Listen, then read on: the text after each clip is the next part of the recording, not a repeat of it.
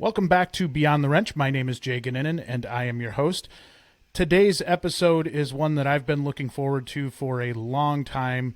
My really good friend Arvin Merino from Toyota and Honda of Seattle. It's we got two different dealerships in the same gigantic building out in Seattle. And what I think everybody's going to enjoy today is hearing about their culture. Toyota and Honda of Seattle are both my favorite clients, or at least I'll give you a top three at least, but really good clients of ours. I always really enjoy our conversations. Arvin's got a just really interesting background too. He was born in the Philippines and moved to America when he was 4 years old, raised in Washington, and has been in the automotive industry for 10 years, is truly somebody that really worked his way up the ladder in this industry and is a huge asset to our industry in general. So welcome to the show, Arvin. How are you? Great, fantastic. I'm excited to be on the show. We've been trying to plan this for a long time Couple to months. get you on the show, right? And we always have great conversations, and I'm always in awe of everything that you're doing out there. So let's talk a little bit about this. The born in the Philippines, moved to America at 4 years old. Do you remember any of that? Oh man, I actually remember my first day in America. Really? Yeah, so we landed, and I remember walking out into the middle of a street, and then this kid on a bike comes by. I'm speaking Tagalog, and I asked him about his bike, but it's in a different language, and he just stares at me and rides off. That's day one. Welcome to America. Yeah, welcome to America. I was like, oh, that was great. It's crazy that at 4 years old you remember that, though, and I'm Yeah. sure it was a pretty big day for your family. Absolutely, yeah. But yeah, it was interesting day. But yeah, it's been good so far. How long did it take you to really pick up the English language then? I would say maybe 2 years. 7 years old. I remember just watching sports with the family me and my mom used to live with, and so I'm a Chiefs fan. For those who don't know. Yeah, and it's not just a bandwagon Chiefs fan, like No. an actual Chiefs fan. Yeah, so when I moved to America, me and my mom moved around a lot, and then we lived with this family where the dad, he's from Kansas City, and he played baseball there in college, and then his son didn't like watching sports. I liked watching sports, and the first team I've ever watched was the Chiefs, and That's it's stuck crazy. since. And so there, in the greater Seattle area, I can't imagine there's a ton of Chiefs fans. Oh, nope, not many. I don't think I've met any that I could say I know. Well, and where the dealership is at, you guys, it is one of the coolest views I think that I've seen in terms of the automotive world, where you go to the rooftop of the dealership and you're looking down on where the Seahawks play and where the Mariners play, and it is just insane. Yeah, it's amazing. It's a cool view. It's an awesome place to take photos, friends and family, and then like during the summer, that's where we have our barbecues. So we kind of show out up there. So it's fun. Great spot up there. So let's talk about how you got into the automotive world then, because that's, quite a jump to go from the Philippines to the U.S. You go through the school system here. Yep. What brought you to automotive? So my friend actually used to work here, and she was a front desk girl. I was working at a furniture company where we were leasing furniture, and then I went from like the driver to leasing the furniture to the store manager, and it went from like $10 an hour to like 11.50, and I was like, what is happening? And then my friend, she was like, hey, do you know how to change oil? And I was like, I can figure it out. I just need to get my foot in the door, and I can figure it out from there. And so I got my foot in the door as an express tech, did the oil change thing, and then I figured out what advisors do. And I was like, oh, I can just talk to people. I don't have to physically do this. And so Right? I like talking to people more than I like working with my hands. So I wasn't going to make a very good tech. I was efficient, but I was better at talking to people than I was fixing cars. I was the same exact way, by the way. Coming up in the industry, I started off as a tech, and I say it all the time. Like I do the title of technician a disservice when I say that I was a tech. It was ugly. So it was good that I like talking to people and getting into those situations because I do think the industry has a way of kind of putting you in your place of where you should be once you get in. But you did the right thing in just getting your foot in the door, right? Like that's such a monumental step for somebody like you. Yeah, well, for a lot of people, I would say a lot of people don't think you can actually work at a dealership like without a degree or some sort of experience. There's a lot of positions where you can just get your foot in the door, and then if you just show what you're worth and if your efforts, people will help you on your way to get to those positions. As long as you're helpful, um, automotive industry is the best route to go, to be honest. Totally agree. And when you stepped into the office side, so you start off changing oil, were you intimidated coming into that? A little bit, but then it's just like you do it for 2 weeks straight, then it's like the most repetitive thing in the world, and then 6 months of it, you're like, oh no. Yeah. So That's funny, and I think there's a lot of young techs that probably are in the same situation that you were and I was at one point, right? Do you when you made that transition, did the selling come pretty natural to you, like the selling aspect of being a service advisor? Well, so I've always viewed a service advisor as not much of a selling aspect. If you're Yeah, good at service advisor, all you need to do is be trustworthy, understand time, accommodate your customers, make sure you understand what their days looks like, and then if they're going to buy it, they're probably going to buy it from you if you're a good human being, right? If you understand what they need. So I never thought I was really selling anything. that is I was just pitching what my technicians pitched, and if hey, these are the things you should come back for, and here are the things that are immediate. And so there's a lot of training in that, but I never thought I was selling anything in my mind as an advisor.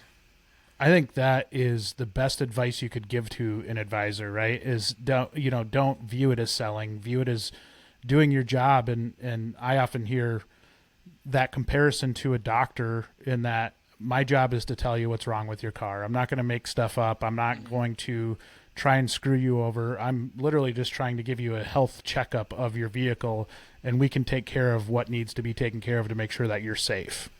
Yeah, absolutely. Again, if you can accommodate the customer, that's the number one thing. Especially time here in Seattle, time's a big issue.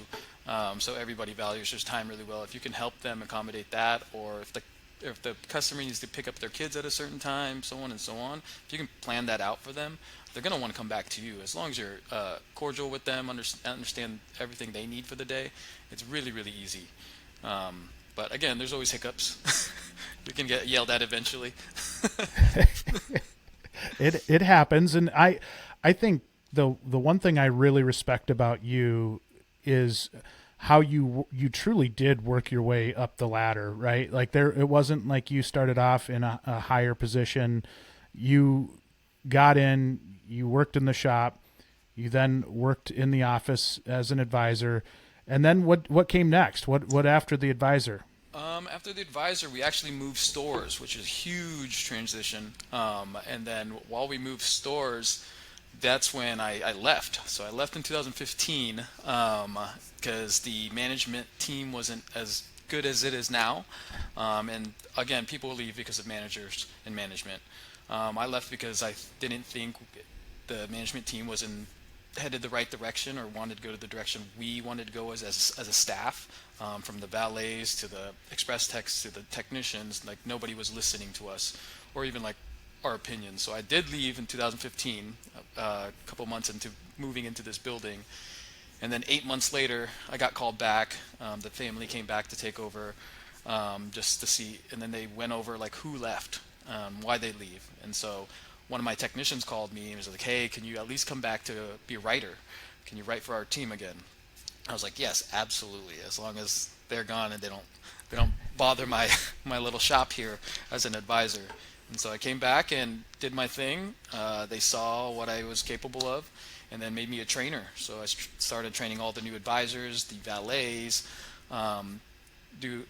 starting new processes in Express, and so went on from there. And then service manager position opened up. I think they were going to hire somebody from the outside again, and so I put my foot in there and was like, hey, please, whatever you do, Do not hire somebody out from the outside, because they don't know what we go through in a day to day, and they don't know our culture. And so we know each other really well. I know these guys trust me to do the job, so please give me the position. And so got the service manager position, and the rest is How history. how big of a transition was it from writing service to managing service? To me, it wasn't that big. Just because I've known these guys, I feel it. Yeah, I've known these guys for 10 years, and it's just like just another day to day. So as an advisor, if you know how to manage your advisor or your technicians, as a manager, now you're just advising more technicians. If you treat your advisors as assistants, they help you manage the store, because ASM is assistant service manager. So if you treat them like a management team, they will help you manage the team. And so don't treat them as salespeople. Just treat them as part of your team that needs to help manage the store. And each little kiosk is a store. You have a service advisor and 5 technicians. That's a store. It's a mom and pop shop. Yeah, it is. So It is. and I have 8 of those. And if you can just manage it like that, then it works well. It does. Did you take anything you learned, or maybe those things that you didn't like about that prior leadership group, and kind of in the back of your mind say, okay, I'm never doing that? Yeah, so I learned what not to do. Right? A lot of things is learn what not to do, and the number one thing is listening.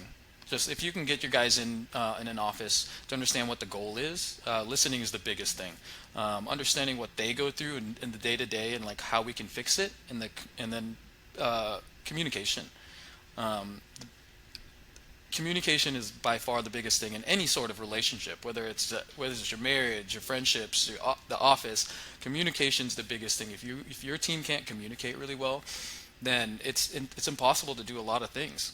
You Yeah. can't just guess what people think or want. You have to get them in a room and be like, hey, this is what we decided on. Now let's execute. And if it doesn't work, then let's figure out another way. So communication is the biggest thing. We talk about it all the time. Communication, communication. I need an email, a text message, something. If you want something, say something. This is where coming up in that dealership, and even for those in executive leadership positions in dealerships, and if you're having that conundrum of whether to hire somebody internally or going externally, I think the internal hire is such a popular thing for the most part, unless you hire somebody that everybody hates in the shop, right? But for the most part, you already have that rapport with your coworkers, and I think it's not starting from scratch and building relationships. They probably trust you already and trust that some of those side conversations you had over the years, now we've got a person in place that can make some of this stuff happen. And I do think that is such a distinct advantage when you get into that leadership role. Is that kind of what you saw when you stepped into that direction? Yeah, again, a lot of side conversations, a lot of beers. Yep. A lot of beers. Yeah, just one of those. You just need one-on-ones with people. Like, if you take the time to listen to your staff, they'll open up to you, and then you'll truly understand what people want and what people need. But that takes a lot of time. It takes a lot of trust, and again, a lot of your time and effort outside of doing your day to day. So I tell people all the time, like, when people say, what do you do for work? I was like, oh, I'm kind of like a counselor. So I sit with people all day long and talk to them about the ins and outs. So it's fun. I like it.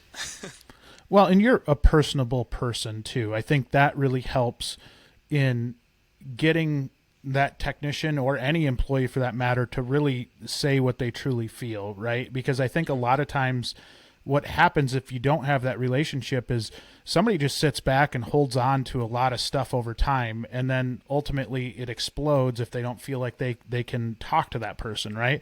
And what you and your management and leadership style are so great at is being inviting, so that somebody feels like they can come have a conversation with you and like just come up to you and say, Arvin, this sucks. Like, this part sucks. And then it's like, okay, well, let's work on it, rather than saying, well, that's life, live with it, go. I think that is such a huge advantage to your personality style in leadership. Yeah, again, there was a lot of that, and then again, my GM, my owners they're very good at coaching me. I wasn't always good at this, and there was times where I'm afraid to go talk to a certain technician, just being a little wuss about it. But sometimes you just gotta go and do it, and then once you do it, it's like, oh man, that wasn't even that bad. But then there's always those times, and there's some people you feel like you won't be on the same level, but once you have the conversation, it's like, man, I should have just done this months ago. So again, you won't learn until you get the experience, and I'm getting really really good experience here, and yeah, those are the things I learned. Like, don't be afraid to have the conversation, especially because it's going to impact your time and your mental health, and just have it. And then most of the times, it's not as bad as you think it's going to be. It's hard not to go into those conversations in like a defensive position, right? And if it's something where, and this is advice for technicians that are out there, like if the only time you're coming in to talk to management is if you're blowing up, like it automatically has that almost tense feeling in the air when you're coming in to have that conversation. So if you don't want your manager to be defensive, don't put them in a position where they feel like they have to be defensive, because when you do that, it's just not a healthy relationship, right? Like we put a lot of this on management and leaders, but technicians, you can help yourself a lot in those conversations. Yeah, like again, in our place, it's like, don't come with a complaint. Have a solution. Have like an idea at least. Like, let us know what you want. Don't just come in the office and just start complaining. It doesn't get us anywhere. If you have a thought, an idea, just run that by us. Don't just come up to us complaining like we're doing this on purpose.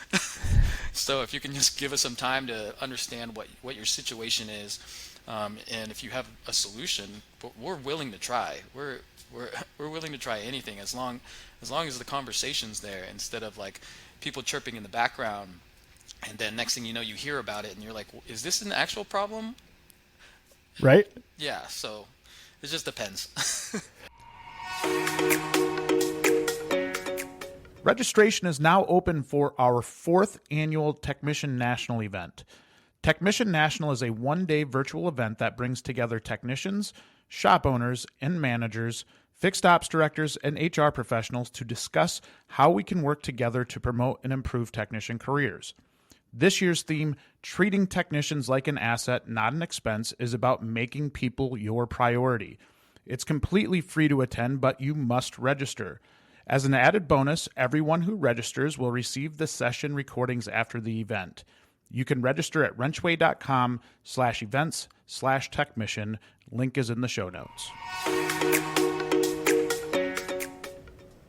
Well, we're going to dive into a lot more on culture and leadership in general. But before we do that, I want to get a lay of the land. You have a really unique dealership, one of the most unique dealerships I've ever been to, in that it's in a parking ramp, right? And it sounds, I don't think I do it.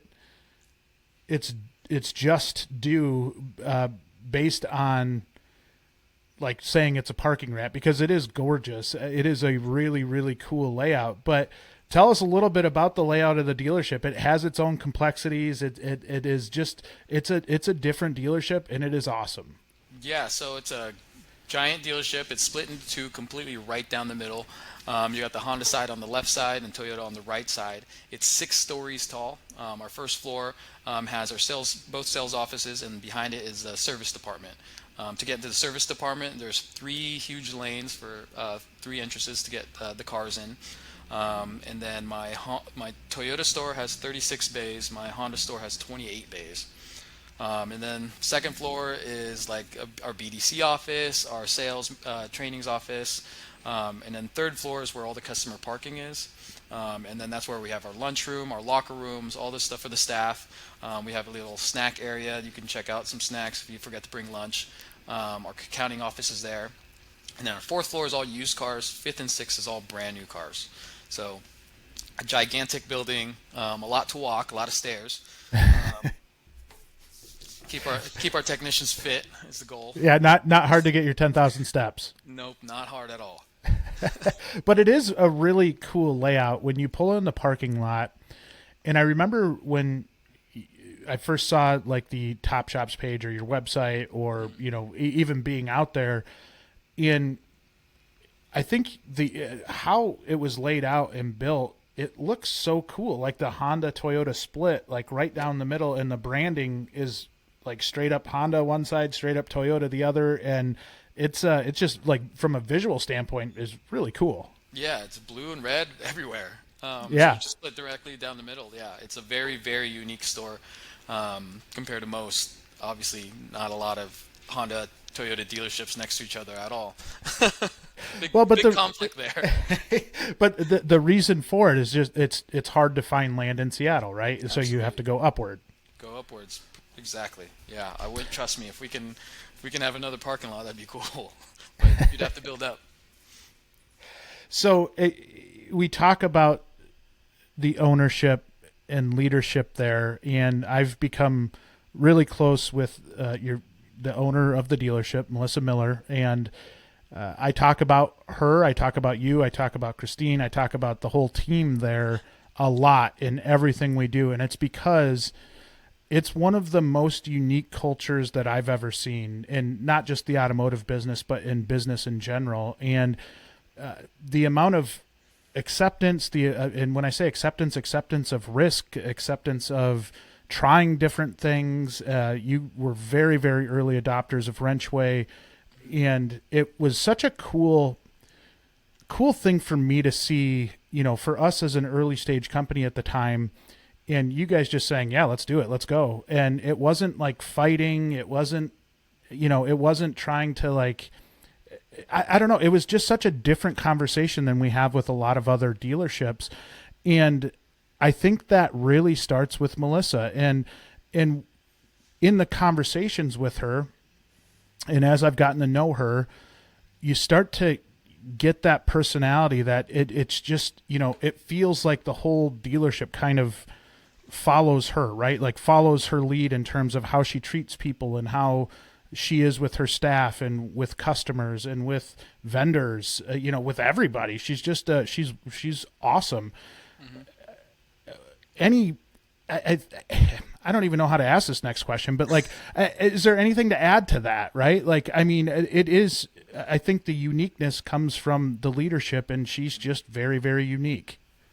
Yeah, she's a very unique. So the first time I met Melissa, she has a very, very large presence. Yeah. I thought she was 6'5". For like the first 6 months of working with her, but no, she's like a mother figure in this building. Like this is a family-owned business, and so we like to keep it that way.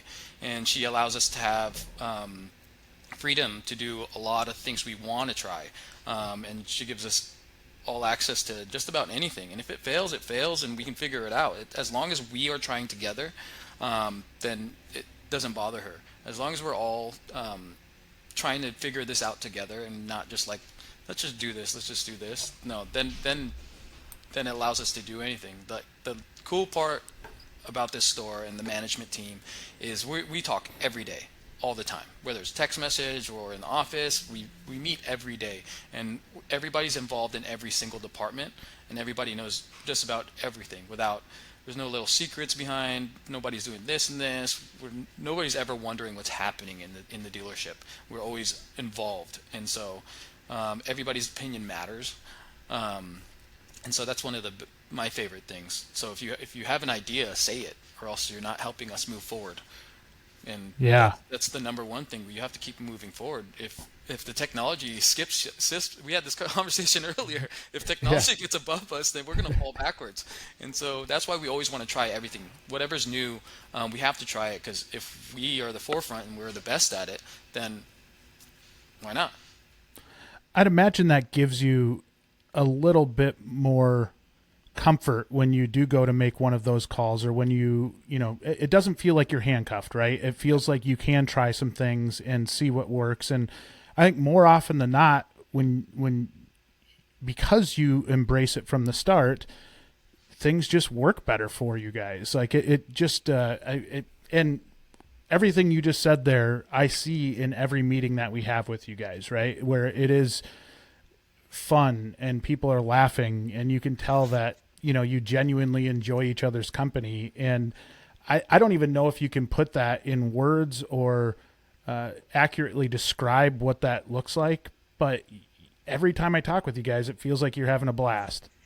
Yeah, again, it's hard to describe. I've never worked at a place where everybody's involved with each other, and everybody wants to be able to help each other, no matter what. Whether we're helping valet in the front, it just doesn't matter.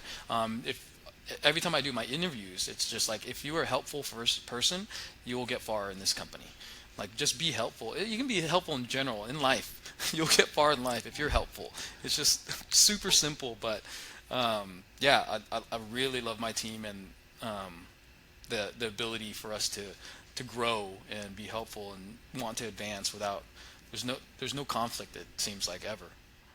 I feel like you guys are primed for like a reality TV show. You got BJ, Christine, like everybody, right? Like you have so many great personalities that I think it would make perfect reality TV. Oh man, we could write a script like The Office. I'm sure there's a lot of stuff in a dealership that happens that would make it on TV and be pretty funny. Who's Michael Scott in that scenario? Probably BJ. Yeah, I could see BJ pulling a great Michael Scott. That it really is though, and you know when we talk about culture, it's such a buzzword and something that a lot of people talk about. Yet I think there's shops or businesses out there in general that they think they've got good culture, but in the background you can hear all the noise and you can feel the tension when you walk in the doors. And not I don't want to make it sound like there's no bad days in the dealership, right? But I think in general, as an outsider, when you walk into a shop, you can feel how leadership stands with technicians, right? Like there's times where I'll walk into a shop and you can just, you know, I again can't describe it, but there's some tension in the air. And I just did not feel that when I walked into your dealership. That the technicians seem really happy. You walk over by, you know, wherever they're working at into their bay, they're happy. Like they're happy to be working on cars, right? And I think that goes so much against what you hear in the industry or on Facebook groups. When, you know, if somebody were to walk into your shop, I think they feel it more than anything. Yeah, I would say one of the biggest things for that is I don't believe a lot of companies allow like their employees to just go out as a team like together without management, right? If like you don't need management there, it doesn't need to feel like a work event. And so when they do go out and like me and Melissa are not there, it's like it's for them. It's if they can work together outside of this place, imagine them inside of the place. It makes it just so much easier, right? And so I believe a lot of companies don't allow that, and they think they have to go and have to supervise it and blah blah blah blah blah, and have like some sort of agenda where, like, guys, it's quarter 1, we just finished. Go out, go have some beers and have a dinner, and like either talk about what we need to do next month, whatever. Even if you just need to bullshit around yourselves, if you guys can hang out together, then outside of this place, I'm sure you can dominate inside a store together, because it's purely understanding of another person, especially advisors and technicians. That's usually where you get the headbutt, where your advisor is not listening to the technician, or your advisor's not even writing down a full story for the technician. That's when they get to call each other out and be like, dude, these are the things we need for us to get more hours. And advisor's like, hey, these are the stories we need for us to sell to our customers. And so allowing your staff to do things alone is one of the biggest things I would say that helped build the culture. Making sure that they know that they have a family together. Like you work 10 hours a day, and you rotate with this crew for the rest of your time here, unless you somehow switch teams. But these are the guys you're going to be with forever if you stay here. And then so why not build that relationship where our technicians are inviting their guys out to dinner to their house, right? They live like 30 minutes out, and then just those little things build the culture. It's outside of the dealership that builds the culture. That doesn't involve management or even the store. And it's funny because when it's not forced, it feels like that conversation comes more natural. You know, if you're out having some beers with your coworkers, and like I think in general, people are passionate about the business and they want to see, they obviously want their lives to be better, but also at the same time, like that team aspect and not having it like forced down your throat and feel like big brother's looking over your shoulder all the time, right? Like if you can go out, you're probably going to talk about work regardless. But then, that then can hopefully go to a sports conversation. That can go to a family conversation. That can go to other conversations. And that team building is so big. I know the last time I was out there, I think everybody was going on you guys were going go-karting, I think, like that day or the next day or something. Yeah, I believe one of my teams went go-karting that day. I know, and I know during the summer we have this trips in the Oregon dunes.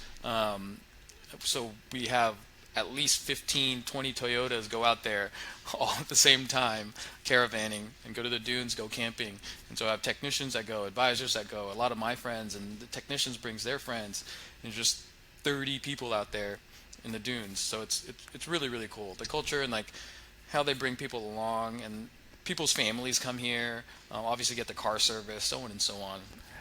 And so it just spreads. So how do you come up with these things? Because it feels like that isn't something that would come supernatural to me, to like go to the Oregon dunes, and like it sounds super fun, but at the same time you're like, okay, what's this going to cost? Like, is it going to be expensive? All of that stuff. But I'm just really curious how your brain works in that regard. Like, how do you come up with this stuff? So the store is actually not even involved in this.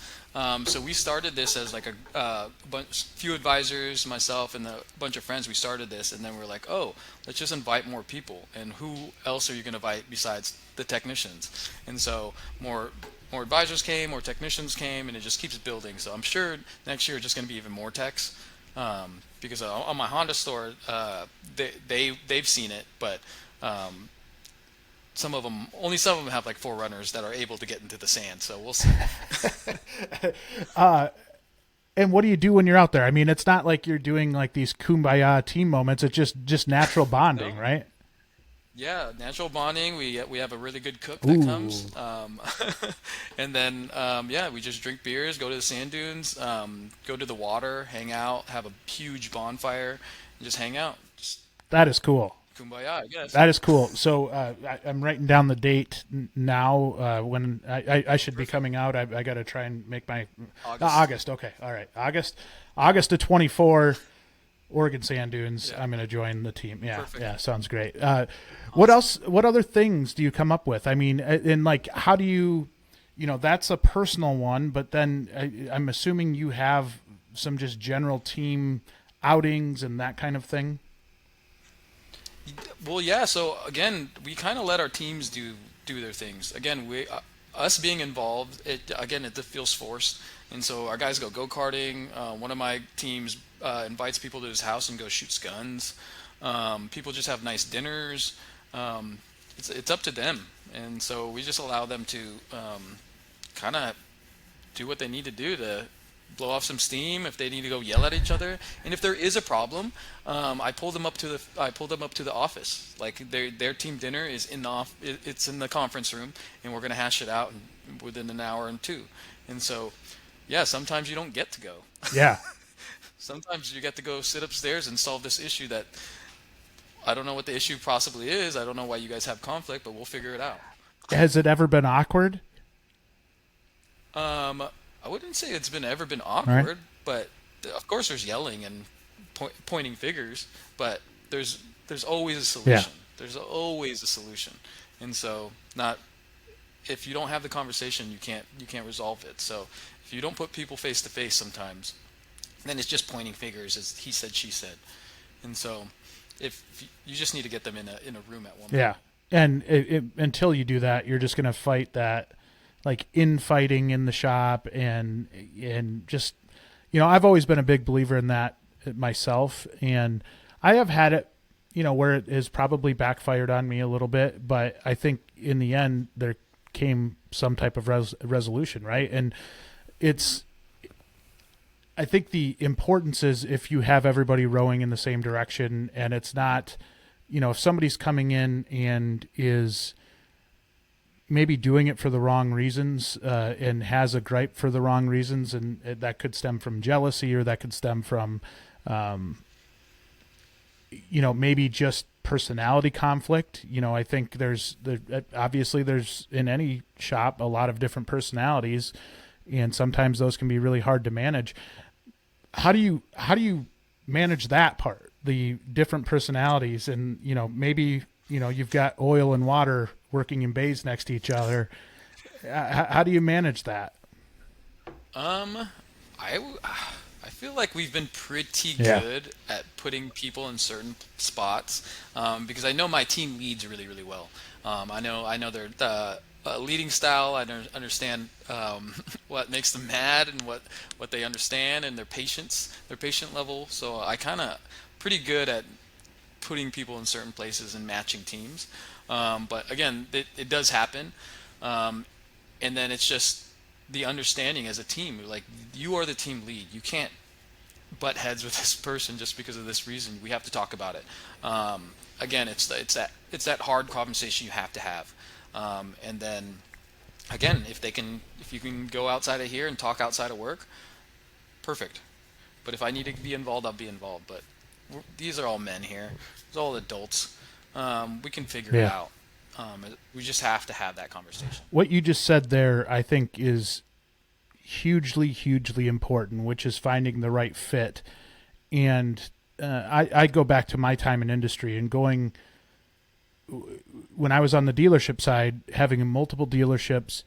And I said, if you walked into, there were two, I think we had like 7 locations. If there were 2 dealerships that were, 45 minutes apart from each other, and their shop cultures couldn't have been any different than, like, even though they're under the same umbrella, they were completely different cultures. And if you're that person that likes to have fun and likes the radio up, you wouldn't have fit in the other shop, right? But because you were that way and you were in that shop, you loved it. But that is the importance for that technician that's out there of finding the right place to go work. Because if you're working with somebody that you're just, personalities are different, like it happens.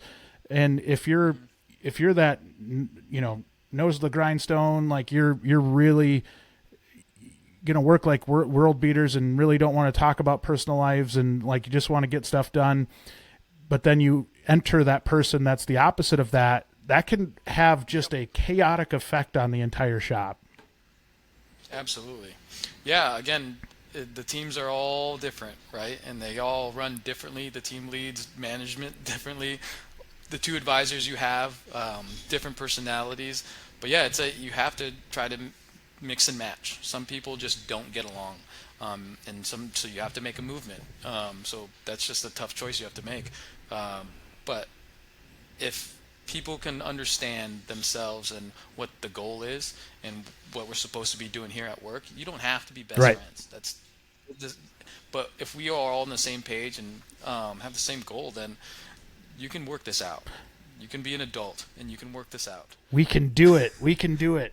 Yes. I think where a lot of shops find themselves challenged, especially in today's environment where finding technicians is very, very difficult, a lot of times they feel like they don't have that choice because they're so backed up on work, and so they end up hiring that person that they know isn't going to fit just to get the work out, and it creates so many more headaches than they need. I give you guys so much credit for being proactive with so much, and if I'm not mistaken, you find yourself fully staffed right now, aren't you?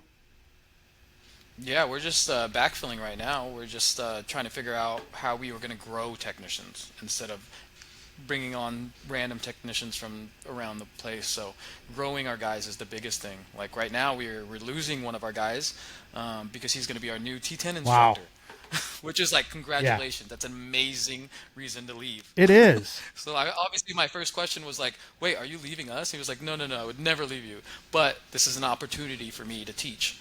And so he's going to be the new T10 instructor, which is amazing. It is. And I think it's really cool. It's a short-term struggle for you, but now because that individual is going to be a T10 instructor, you now have a natural relationship with the school that is putting out those technicians. So it might be that short-term pain for long-term gain, because now you've got that natural relationship. And I there's a huge shortage of teachers in our industry right now. And I've told a lot of shops that if you can maybe take a step back, which is really hard to do because we're all judged on a monthly P&L, but if you can take a step back and look at that long-term view of the impact it could have on your dealership, it could multiply, right? Like it could be a multiplier for more technicians coming in. And as your ambitions to grow your own are changing and increasing,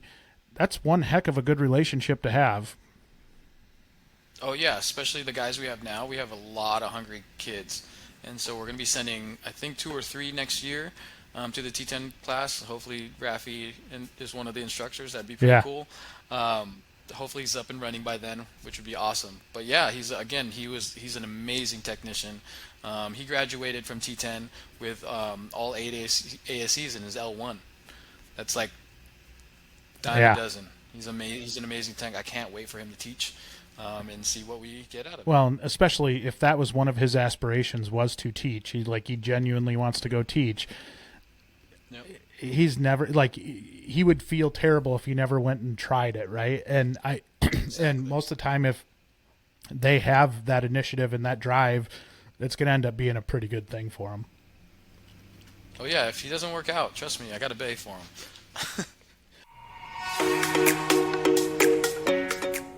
Did you hear the news? WrenchWay is launching local chapters across the U.S. WrenchWay local chapters bring together the best shops and dealerships with schools, technicians, and other industry professionals with the goal of promoting and improving auto and diesel careers in local communities. WrenchWay's local online communities provide a detailed look at what it's like working at the best shops in the area, an effective way for schools to connect with local shops and dealerships, an engaging forum for members to discuss industry topics, and a fun way to win prizes while helping the industry and local schools. WrenchWay local chapters are now available in Charlotte, Dallas, Fort Worth, Denver, Detroit, Houston, Indianapolis, Madison, Milwaukee, the Twin Cities, Philadelphia, Phoenix, Portland, and Raleigh, with more chapters coming soon. Learn more and join wrenchway.com/local-chapters. Link is in the show notes.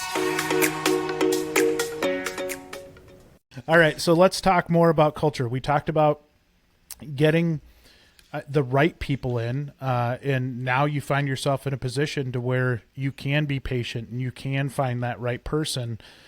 How much of an impact does that have, not hiring out of desperation? Oh man, it makes it so easy to it makes it so easy for selections. I would say, so my team, right now what we're doing in our teams is our team leads are kind of scoping out the guys. They're watching Express really, really well and building their team from there. And they're like, hey, look, that guy looks like he hustles. Or I've had a conversation with this kid. You should probably send him to this school. Or you should put him in the T10 or the fast track program. So I have them rotating monthly just so they can get that experience with every team. And so they can see how teams operate instead of just operating in Express Bay for a year, right? You get an opportunity with this team for a week, this team for a week, this team for a week, and so on and so on. And then you get that experience and understand how all the teams work.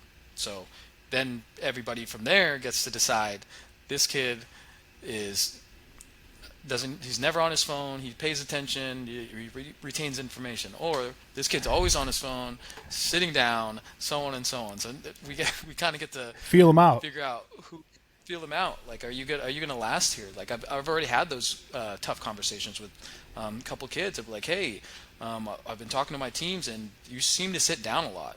The way you move, the way you walk around the shop, you dragging your feet, and how long it takes you to do a car. Like, is this the job for you? Are you sure you want to do this? And so it's allowed us to figure out what kind of tempo we need these kids in, and they get to see what kind of culture we are in. We're here to work. We're here to work, and we're here to be a good team.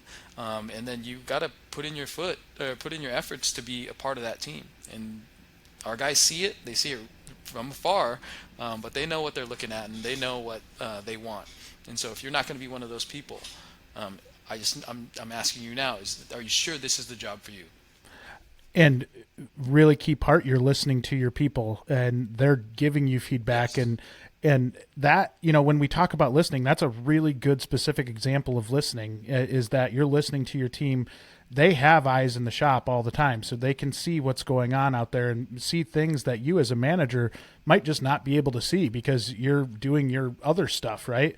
And you build that loyalty with them, and really, again, going back to culture, you've now set the culture that we work when we're here. Our best of the best. They love being here. They love working their tails off. They make a good living for themselves, but they work. And if you don't align with that, you're probably just not going to fit in with us, and that's okay, right? And even from your end, because you're not desperate for people right now, you don't have to put up with that, and you can actually have that culture that you've been building for several years at this point.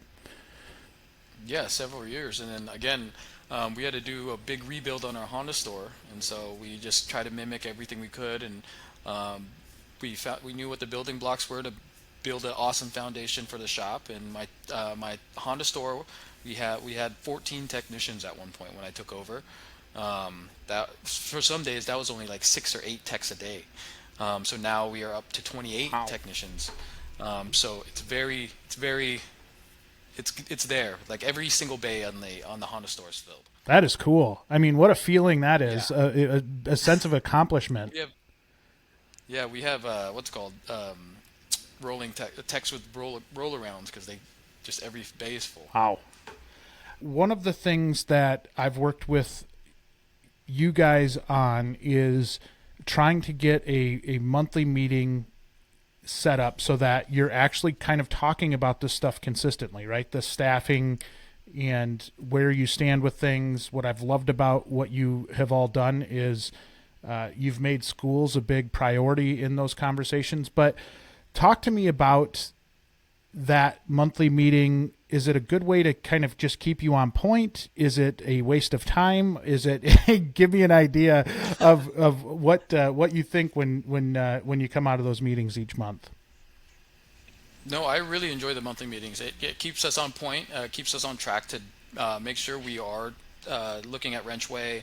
It helps us obviously manage what we need to do in recruiting, especially for WrenchWay. It's one of our number one recruiting tools. But I really like the meetings just because you hold us accountable. We hold you guys accountable for anything we Yep. need. And then again, especially with the schooling thing, it's a huge help. That whole part of it's a huge help for us to understand, because again, there was no way for us to get to the schools without like physically going to the school, just trying to figure out even if the school needs things, or if they need people, if they need anything. It's really hard to get track of anybody out there. So especially in the Seattle area, like half of the schools are shut down with automotive industry. So yeah, it's very helpful in my mind. I think it's really important for every shop that's listening out there to, whether you're using WrenchWay or not,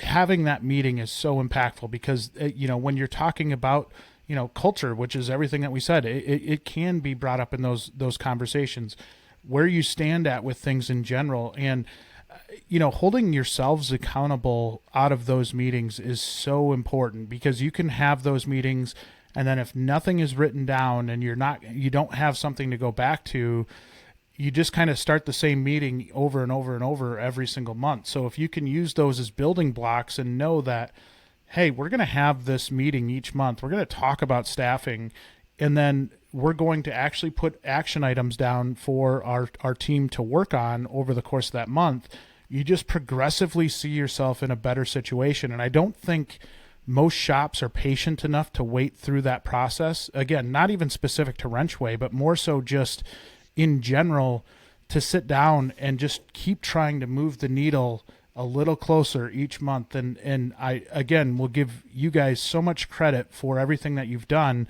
because it is intentional and it is, really driven from the top down, right? Melissa's a big believer in having monthly meetings, and it's not just having a meeting just to have a meeting. It's like, what are we getting done over the next month? And you guys have really significantly embraced schools. You've done a lot of really cool things that I think when you anchor that to that monthly meeting, that helps keep you on track to make sure that you're reaching your goals.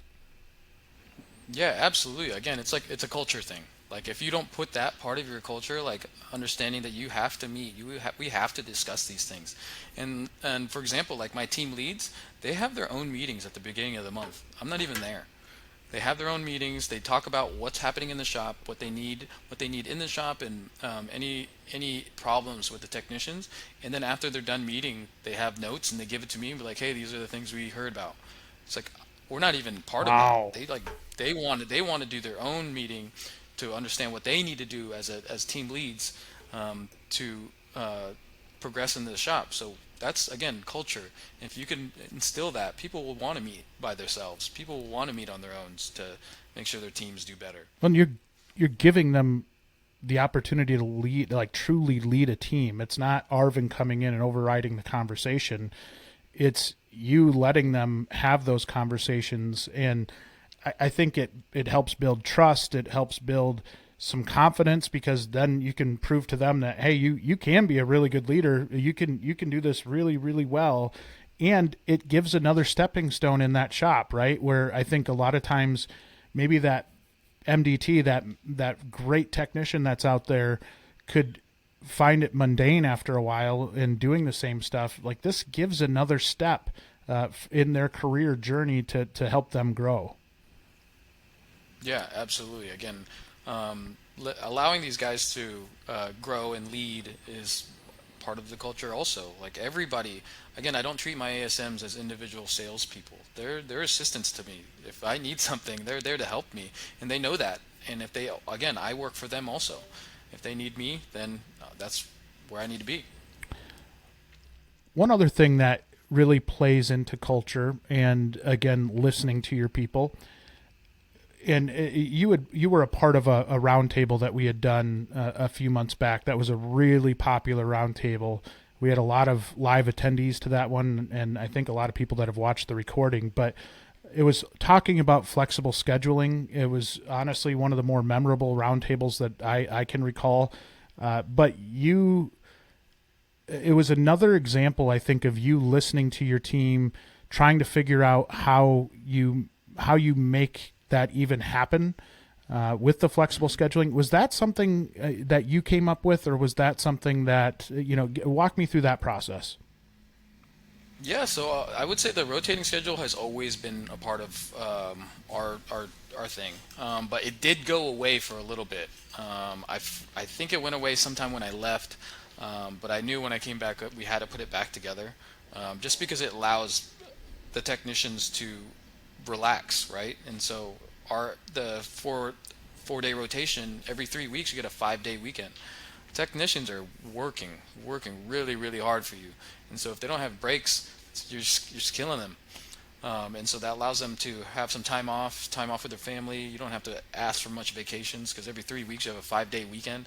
Like, come on, it's like it allows you to do anything. Like when I had that schedule as an advisor, I would just be in a different state, leaving on Thursday night, coming back Tuesday. It was amazing.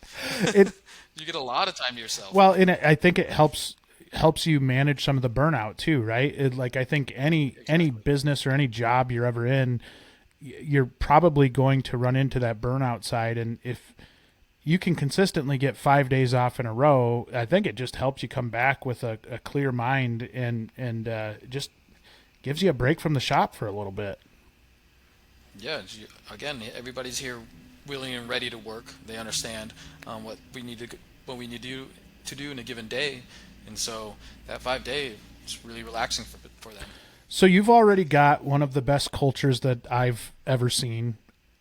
What do you think you can do to take it to the next level? Like, what are things that maybe in your vision that you could see as ways to, like, hey, we're already on top of the game. What can we do to push this to the next level?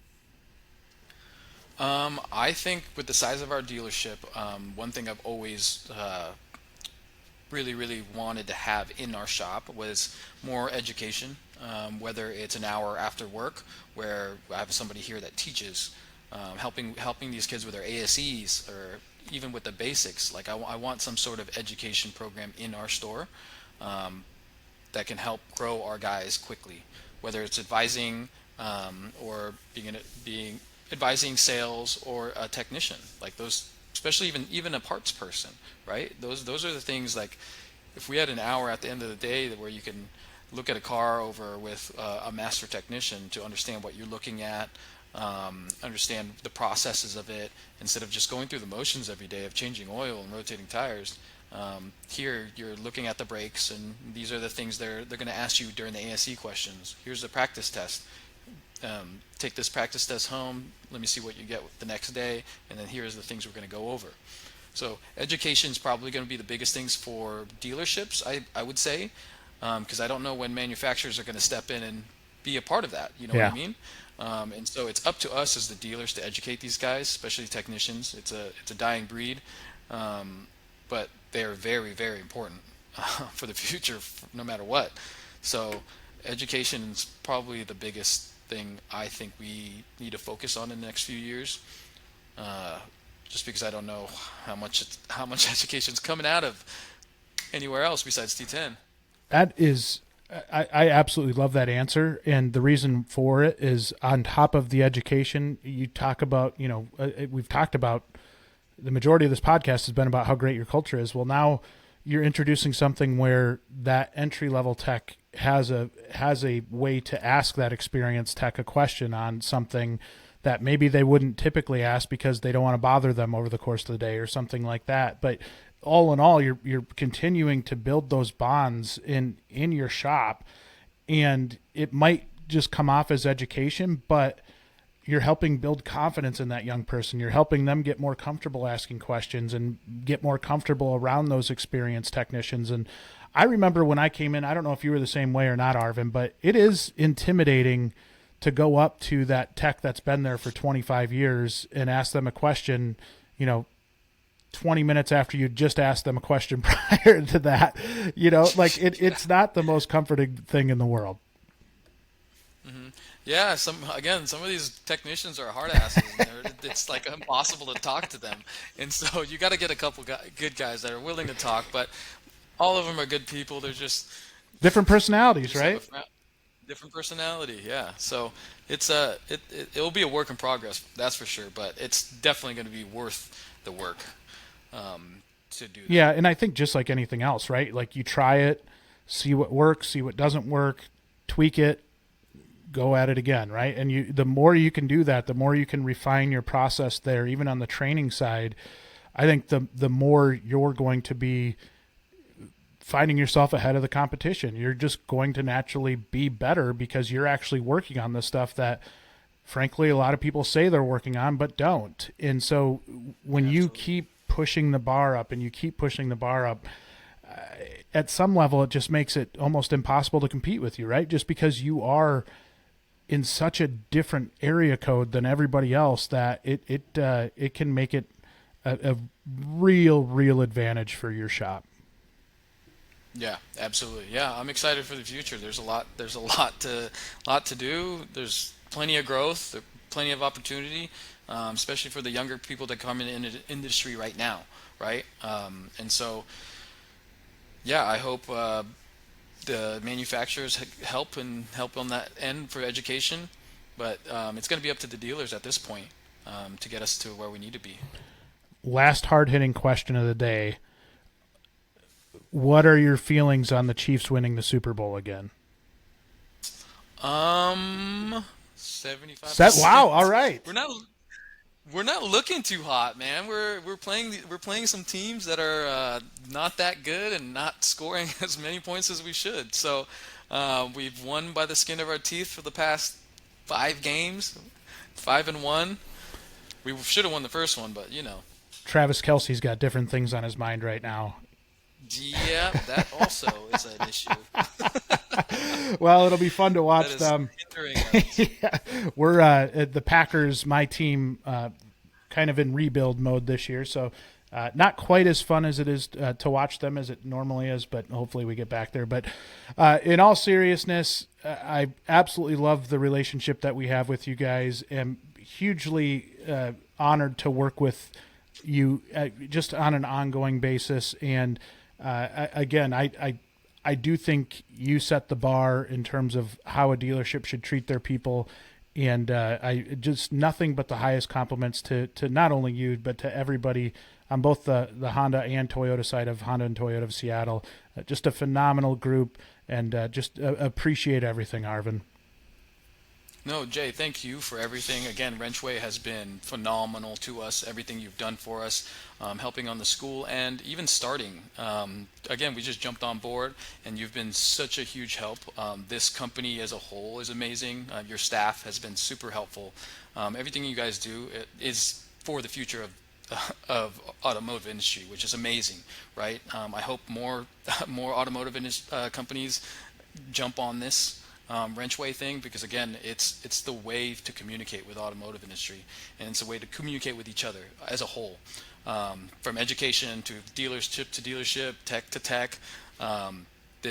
What you have is amazing. So thank you for bringing this to us, and bringing it to the automotive industry. So it's amazing everything you do. So, appreciate that, man. Yeah. Well, we'll do it again sometime. I'm sure there's a million things we didn't talk about in regard to culture, but appreciate you being on the show. We finally made it happen, and looking forward to hearing this one. Looking forward to hearing this one back. It should be a lot of fun. Okay, next one will be with some. Yeah, hey, let's do it. Yeah, I forgot we were going to do that, and we totally screwed it up. That's all right. We'll get it the next time. All right. Cheers, buddy. See ya. Thanks, Jay. Appreciate it. That wraps up this week's episode of Beyond the Wrench. Be sure to tune in next week for another brand new episode. As a reminder, don't forget to rate and follow Beyond the Wrench on Apple, Google, Spotify, or wherever you listen to your podcasts.